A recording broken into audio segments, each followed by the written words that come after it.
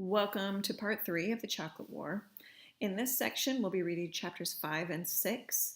And I did ask you to do a pre-reading activity, which was to talk a little bit about what happened last time between Archie and Leon. So that was between the student who seems to be manipulating the other kids in the school and one of the teachers. And we need to find out a little bit more about Archie and why he likes to do this to kids and why he feels the need to control the teachers as well. We will be adding 5 new vocabulary words, so remember to pay attention to those as we go. And let's begin. Chapter 5. Your name is Goobert? Yes. They call you the Goober? Yes. Yes, what? Archie was disgusted with himself even as he said it. Yes, what? Like a scene from out of an old World War II movie. But the kid Goobert stammered and then said, "Yes, sir," like a raw recruit. "Know why you're here, Goobert?" The Goober hesitated. Despite his height, he was easily 6'1", he reminded Archie of a child, someone who didn't belong here, as if he'd been caught sneaking into an adults-only movie. He was too skinny, of course, and he had the look of a loser. Vigil bait. "Yes, sir," the Goober finally said. Archie was always puzzled about whatever there was inside of him that enjoyed these performances, toying with kids, leading them on, humiliating them, finally. He'd earned the job of assigner because of his quick mind, his swift intelligence, his fertile imagination, his ability to see 2 moves ahead as if life were a giant checker or chess game. But something more than that, something nobody could find words to describe. Archie knew what it was and recognized it, although it eluded a definition. So that's our first word. Our first vocab word is going to be eluded. And it means to escape. So it eluded a definition. It escapes a definition. He can't quite put a finger on what this means. One night, while watching an old Marx Brothers movie on The Late Show, he was held entranced by a scene where the brothers were searching for a missing painting. Groucho said, "We'll search every room in the house." Chico asked, "But what if it ain't in the house?" Groucho replied, "Then we'll search the house next door." "What if there ain't no house next door?" And Groucho, "Then we'll build one." And they immediately started to draw up plans for building the house. That's what Archie did. Build the house nobody could anticipate a need for except himself. A house that was invisible to everyone else. I'm not sure I fully understand what he means by that. He makes plans that no one else recognizes the need for. So he's manipulating kids to make them do something and they don't even see why it's happening. Maybe that's what that means. Interesting. I don't know if I like this guy. "If you know, then tell me why you're here, Goober," Archie said now, his voice gentle. He always treated them with tenderness, as if a bond existed between them. Someone snickered. Archie stiffened, shot a look at Carter, a withering look that said, "Tell them to cut the crap." Carter snapped his fingers, which sounded in the quiet storage room like the banging of a gavel. The vigils were grouped as usual in a circle around Archie and the kid receiving the assignment. The small room behind the gym was windowless with only one door leading to the gymnasium itself, a perfect spot for vigil meetings, private. The solitary entrance easily guarded and dim, lit by a single bulb dangling from the ceiling, a 40-watt bulb that bestowed only a feeble light on the proceedings. The silence was deafening after the snap of Carter's fingers. Nobody fooled around with Carter. Carter was the president of the vigils because the president was always a football player, the muscle someone like Archie needed. But everyone knew that the head of the vigils was the assigner, Archie Costello, who was always one step ahead of them all. The Goober looked frightened. He was one of those kids who always wanted to please everybody. The guy who never got the girl but worshipped her in secret while the big shot hero rode off in the sunset with her in the end. "Tell me," Archie said, "why you're here." He allowed a bit of impatience to appear in his voice. "For an assignment." "Do you realize that there's nothing personal in the assignment?" The Goober nodded. "That this is tradition here at Trinity?" "Yes." "And that you must pledge silence?" "Yes," the Goober said, swallowing. his Adam's apple doing a dance in that long, thin neck. Silence. Archie let it gather. He could feel a heightening of interest in the room. It always happened this way when an assignment was about to be given. He knew what they were thinking. What's Archie come up with this time? Sometimes Archie resented them. The members of the vigils did nothing but enforce the rules. Carter was muscle and Obie an errand boy. Archie alone was always under pressure, devising the assignments, working them out, as if he was some kind of machine. Press a button, out comes an assignment. What did they know about the agonies of it all? The nights he tossed and turned, the times he felt used up, empty. And yet he couldn't deny that he exulted in moments like this. This is our next word, exulted. Let's go to our page again. Exulted. And in the context, if we look at the context here, and yet he couldn't deny that he exulted in moments like this, the guys leaning forward in anticipation, the mystery that surrounded them all, the kid Goober white-faced and frightened, the place so quiet you could almost hear your own heartbeat and all eyes on him. Archie. He loves this. He loves this. So he takes enjoyment out of something, right? He exults in the power he has, the anticipation of the kids. They're all watching him, and this gives him some kind of, I don't know, pride, entertainment. All right. Goober. Yes. Yes, sir. Swallow. Know what a screwdriver is? Yes. Can you put your hands on one? Yes, yes, sir. My father, he has a tool chest. Fine. Know what they use screwdrivers for, Goober? Yes. What for? To screw things. To put screws into things. Someone laughed. And Archie let it pass, a relief to the tension. And also, Goober, Archie said, a screwdriver takes screws out of things, right? Yes, sir. A screwdriver then can loosen as well as tighten, right? Right, the Goober said, nodding his head, eager, his attention fastened on the thought of the screwdriver, almost as if he were hypnotized, and Archie was carried on marvelous waves of power and glory, leading the Goober toward the ultimate destination, feeding him the information little by little, the best part of the lousy job. Not really lousy, though. Great, in fact. Beautiful, in fact. Worth all the sweat. Now, do you know where Brother Eugene's homeroom is located? The anticipation in the air was almost visible at this moment, blazing, electric. Yes, room 19, second floor. Right, Archie said, as if giving the Goober an A for recitation. Next Thursday afternoon, you'll make arrangements to be free. Afternoon, evening, all night, if necessary. The Goober stood there spellbound. The school will be deserted.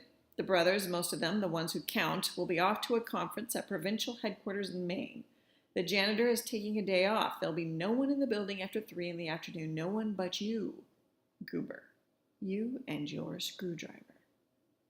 Now the final moment. The climax, almost like coming. And here's what you do, Goober. Pause. You loosen. Loosen? The Adam's apple dancing. Loosen. Archie waited a beat, in strict command of the room, the silence almost unbearable, and said, everything in Brother Eugene's room is held together by screws. The chairs, the desks, the blackboards. Now, with your little screwdriver, maybe you'd better bring along various and assorted sizes just in case, you start to loosen. Don't take out the screws. Just loosen them until they reach that point where they're almost ready to fall out. Everything hanging there by a thread. A howl of delight came from the guys. Probably Obie, who had gotten the picture, who could see the house that Archie was building, the house that didn't exist until he built it in their minds. Then others joined in the laughter as they envisioned the result of the assignment. Archie let himself be caressed by the laughter of admiration. knowing that he'd scored again. They were always waiting for him to fail, to fall flat on his face, but he'd scored once more. Geez, the Goober said. That's going to take a lot of work. There's a lot of desks and chairs in there. You'll have all night. We guarantee you won't be disturbed. Geez, the Adam's apple was positively convulsive now. And that's our third word, convulsive. Convulsive. When you convulse, you sort of jerk spastically. So when you convulse, you jerk in a way that doesn't look normal. So that's what's happening to the poor kid's Adam's apple. He's swallowing really hard. He's very nervous. He doesn't like this. And yet, can he say no? I don't know. Thursday, Archie said, a command in his voice. No nonsense. Final. Irrevocable. Irrevocable is also a good word. We're going to add that one too, just because that's a tough one. Irrevocable means you can't take it back. This is what poor Goober has to do, and there's no saying no to Archie. I don't know what would happen, but that's how it is. The Goober nodded. Accept the assignment like a sentence of doom, the way all the others did, knowing there was no way out, no reprieve, no appeal. The law of the vigils was final. Everyone at Trinity knew that. Somebody whispered, "Wow." Carter snapped his fingers again, and tension quickly built up in the room once more, but a different kind of tension. Tension with teeth in it. For Archie, he braced himself. Reaching under the abandoned teacher's desk he sat behind his presiding officer, Carter pulled out a small black box. He shook it, and the sound of marbles could be heard clicking together inside. Obi came forward, holding a key in his hand. Was that a smile on Obi's face? Archie couldn't be sure. He wondered, does Obi really hate me? Do they all hate me? Not that it mattered. Not while Archie held the power. He would conquer all, even the black box. Carter took the key from Obi and held it up. Ready? He asked Archie. Ready, Archie said, keeping his face expressionless, inscrutable as usual, even though he felt a bead of perspiration trace a cold path from his armpit to his rib. The black box was his nemesis. And a nemesis is an enemy. This is his enemy. The black box, it contained 6 marbles, 5 of them white and 1 of them black. It was an ingenious idea thought up by someone long before Archie's time, someone who was wise enough or a bastard enough to realize that an assigner could go off the deep end if there wasn't some kind of control. The box provided the control. After every assignment, it was presented to Archie. If Archie drew a white marble, the assignment stood as ordered. If Archie drew the black marble, it would be necessary for Archie himself to carry out the assignment, to perform the duty he had assigned for others. He had beaten the black box for 3 years. Could he do it again? Or was his luck running out? Would the law of averages catch up to him? A tremor ran along his arm as he extended his hand toward the box. He hoped no one had noticed. Reaching inside, he grabbed a marble, concealed it in the palm of his hand. He withdrew his hand, held the marble straight out, calmly now, without shiver or tremor. He opened his hand. The marble was white. The corner of Archie's mouth twitched as the tension of his body relaxed. He had beaten them again. He had won again. I am Archie. I cannot lose. Carter snapped his fingers and the meeting began to break up. Suddenly, Archie felt empty, used up, discarded. He looked at the kid Goober who stood there in bewilderment, looking as if he were going to cry. Archie almost felt sorry for the kid. Almost. But not quite. So the black box is about keeping Archie in check. So he's not going to do something that, he's not going to assign something he wouldn't himself be willing to do. So even though, poor Goober has to spend all night unscrewing these screws, it's not really a hurtful or abusive task. It's just tedious. And yeah, if he had assigned something more dangerous, then Archie, if he had pulled up the black marble, would have had to do it himself. Chapter 6. Brother Leon was getting ready to put on his show. Jerry knew the symptoms. All the guys knew them. Most of them were freshmen and had been in Leon's class only a month or so, but the teacher's pattern had already emerged. First, Leon gave them a reading assignment. Then he'd pace up and down, restless, sighing, wandering through the aisles, the blackboard pointer poised in his hand, the pointer he used either like a conductor's baton or a musketeer's sword. He'd use the tip to push around a book on a desk or to flick a kid's necktie, scratching gently down some guy's back, poking the pointer as if he were a rubbish collector picking his way through the debris of the classroom. One day, the pointer had rested on Jerry's head for a moment and then passed on. Unaccountably, Jerry had shivered, as if he had just escaped some terrible fate. Now, aware of Leon prowling ceaselessly around the classroom, Jerry kept his eyes on paper, although he didn't feel like reading. 2 more periods. He looked forward to football practice. After days of calisthenics, the coach had said that probably he'd let them use the ball this afternoon. Enough of this crap! That was Brother Leon, always trying to shock, using words like crap and bull and slipping in a few dams and hells once in a while. Actually, he did shock. Maybe because the words were so startling as they issued from this pale and inoffensive-looking little man. Later on, you found out that he wasn't inoffensive, of course. Now, everyone looked up at Leon as that word crap echoed in the room. 10 minutes left. Time enough for Leon to perform to play one of his games. The class looked to him in a kind of horrible fascination. The brothers' glance went slowly around the room like the ray of a lighthouse sweeping a familiar coast, searching for hidden defects. Jerry felt a sense of dread and anticipation both at the same time. Bailey, Leon said. Yes, Brother Leon? Leon would pick Bailey, one of the weak kids, high honor student but shy, introverted, always reading, his eyes red-rimmed behind the glasses. Up here, Leon said, finger beckoning. Bailey went quietly to the front of the room. Jerry could see a vein throbbing in the boy's temple. As you know, gentlemen, Brother Leon began, addressing the class directly and ignoring Bailey completely, although the boy was standing beside him. As you know, a certain discipline must be maintained in a school. A line must be drawn between teachers and students. We teachers would love to be one of the boys, of course, but that line of separation must remain. An invisible line, perhaps, but still there. His moist eyes gleamed. After all, you can't see the wind, but it's there. You see its handiwork, bending the trees, stirring the leaves. As he spoke, he gestured, his arm becoming the wind, the pointer in his hand following the direction of the wind, and suddenly, without warning, striking Bailey on the cheek. The boy leaped backward in pain and surprise.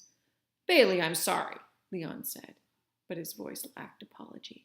Had it been an accident? Or another of Leon's little cruelties? Now all eyes were on the stricken Bailey. Brother Leon studied him, looking at him as if he were a specimen under a microscope, as if the specimen contained the germ of some deadly disease. You had to hand it to Leon. He was a superb actor. He loved to read short stories aloud, taking all the parts, providing all the sound effects. Nobody yawned or fell asleep in Leon's class. You had to be alert every minute, just as everyone was alert now, looking at Bailey, wondering what Leon's next move would be. Under Leon's steady gaze, Bailey had stopped stroking his cheek, even though a pink welt had appeared like an evil stain spreading on his flesh. Somehow the tables were turned. Now it seemed as if Bailey had been at fault all along, that Bailey had committed an error, had stood in the wrong place at the wrong time, and had caused his own misfortune. Jerry squirmed in his chair. Leon gave him the creeps, the way he could change the atmosphere in a room without even speaking a word. Bailey, Leon said, but not looking at Bailey, looking at the class as if they were all in on a joke that Bailey knew nothing about, as if the class and Leon were banded together in a secret conspiracy. Conspiracy is our last word. Conspiracy. It is about conspiring, planning to execute some, planning to do something against others. So you've heard of conspiracy theories, right? Where people have conspired to kill the president or have conspired to walk on the moon, even though that never happened. That's what a conspiracy is. It's a plan of some sort. So now he's pretending to conspire with the class. Yes, Brother Leon? Bailey asked, his eyes magnifying behind the glasses. A pause. Bailey, Brother Leon said, why do you find it necessary to cheat? They say the hydrogen bomb makes no noise. There's only a blinding white flash that strikes cities dead. The noise comes after the flash, after the silence. That's the kind of silence that blazed in the classroom now. Bailey stood speechless, his mouth an open wound. Is silence an admission of guilt, Bailey? Brother Leon asked, turning to the boy at last.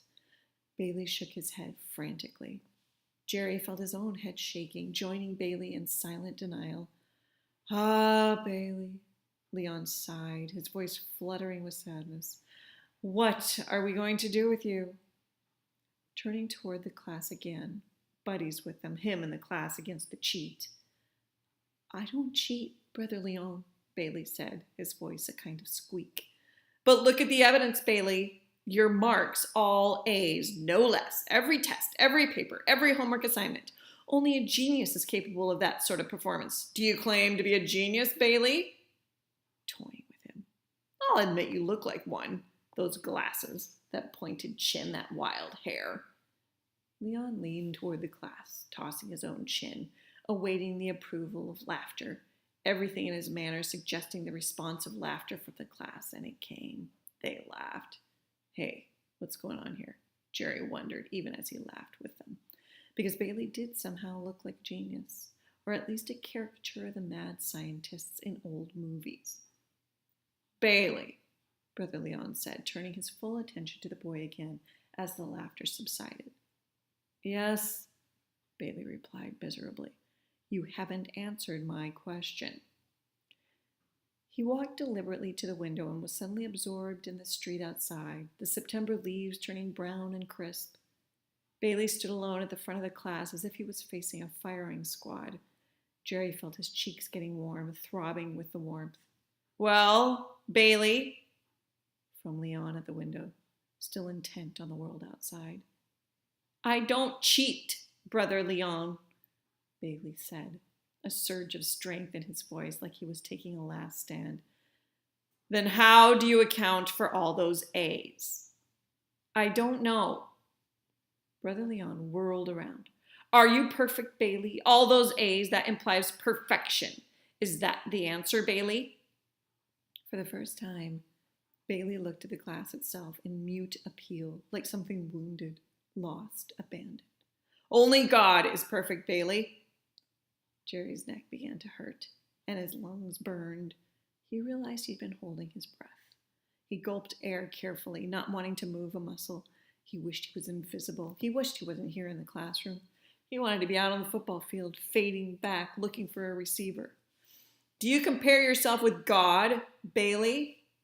Cut it out, brother, cut it out, Jerry cried silently. If God is perfect and you are perfect, Bailey, does that suggest something to you? Bailey didn't answer, eyes wide in disbelief. The class was utterly silent. Jerry could hear the hum of the electric clock. He'd never realized before that electric clocks hummed. The other alternative, Bailey, is that you are not perfect, and of course you're not. Leon's voice softened. I know you wouldn't consider anything so sacrilegious. That's right, Brother Leon, Bailey said, relieved.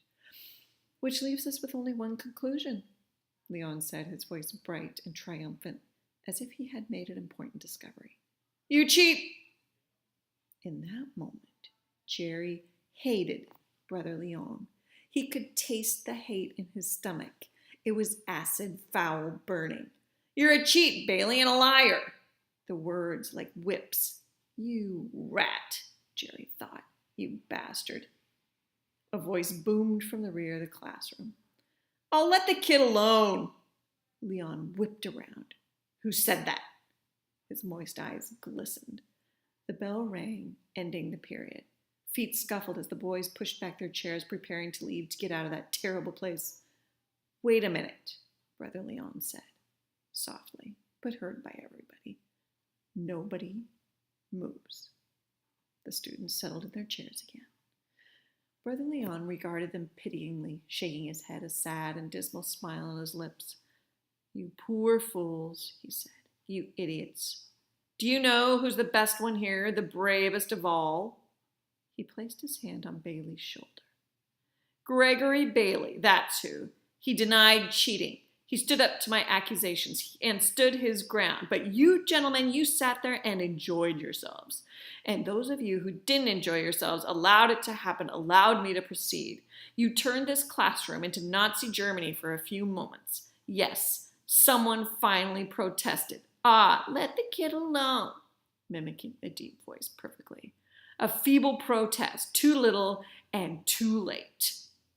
There was scuffling in the corridors, students waiting to enter. Leon ignored the noise. He turned to Bailey, touched the top of his head with the pointer as if he were bestowing knighthood. You did well, Bailey. I'm proud of you. You passed the biggest test of all. You were true to yourself. Bailey's chin was wobbling all over the place. Of course you don't cheat, Bailey. His voice tender and paternal. He gestured toward the class. He was a great one for gestures. Your classmates out there, they're the cheaters. They cheated you today. They're the ones who doubted you. I never did. Leon went to his desk. Dismiss, he said, his voice filled with contempt for all of them.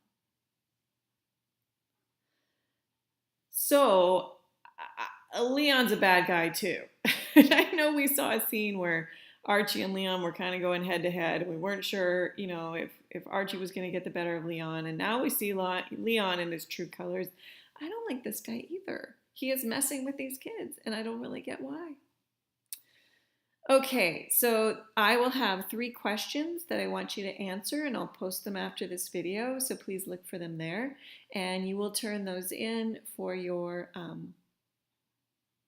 post-reading discussion questions. And stay tuned for part 4, which is coming up later this week. See you later.